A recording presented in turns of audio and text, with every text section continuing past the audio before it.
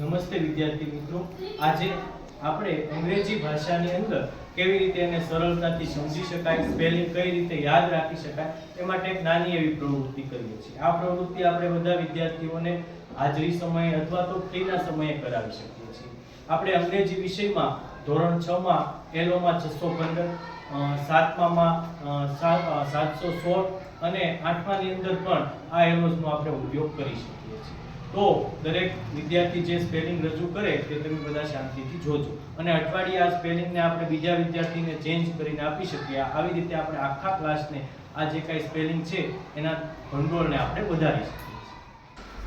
Hello to all of you. How are you? Today our some students will introduce some spelling with different way in front of you. One by one they will come and explain their spelling. So you all should be listen properly and try to understand it. Okay? Ready? Now start. ENGLISH English એટલે અંગ્રેજી. DIFFICULT difficult એટલે અઘરું.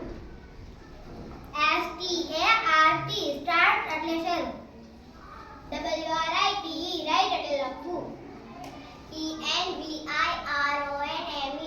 environment એટલે પર્યાવરણ. FOREST forest એટલે જંગલ. WHICH witch એટલે ક્યુ.